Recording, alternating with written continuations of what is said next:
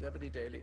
Thanks, Ceann Comhairle. Taoiseach, you concluded your remarks by saying that the Commission is investigating serious matters which have important implications for An Garda Síochána and our justice system, and I think that really is the heart of this. It is true to say that it is only one commission of inquiry into one aspect of a number of very serious concerns in relation to justice and policing which have been highlighted over the past period, and I think all of us welcome that it's on. But I think given that you've confirmed on foot of the Gearan report, which we obviously haven't seen, but clearly it is going to announce another commission of inquiry, we don't know whether the Cook report will similarly recommend another commission, and maybe we have to stand back and say, really, is 3 or 4 or 5 commissions the way forward? Do we need to holistically look back and maybe develop a different approach? Because to my mind, the root of this is the fact that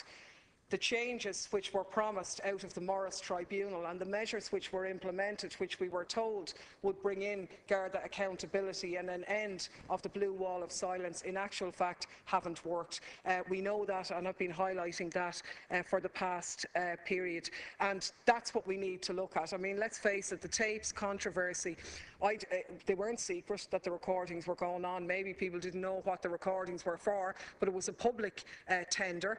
It is simply not credible that, say, the prison services didn't know that prisoners' phone calls were being recorded. I certainly have information from people who were involved in the prisons to say that they were aware of it, so I find it very hard to believe that people who are high up in the Department of Justice now wouldn't know that that is the case. We have the ongoing tragic infringement of the human rights of Ian Bailey and Jules Thomas, which has been devastating on that family. Obviously, the unsolved murder is also devastating on the family of Sophie Toscan de Plantier. And indeed, when you look at the heartache that Sergeant Maurice McCabe has been put through, I do want to recognise his role in the House, because this man single-handedly for 5 years has sought to put a spotlight on this, and we should take cognizance of the fact that he went to senior people inside the Garda Síochána on more than one occasion and more than one individual, and his claims and allegations were rubbished and dismissed, and he was ostracised and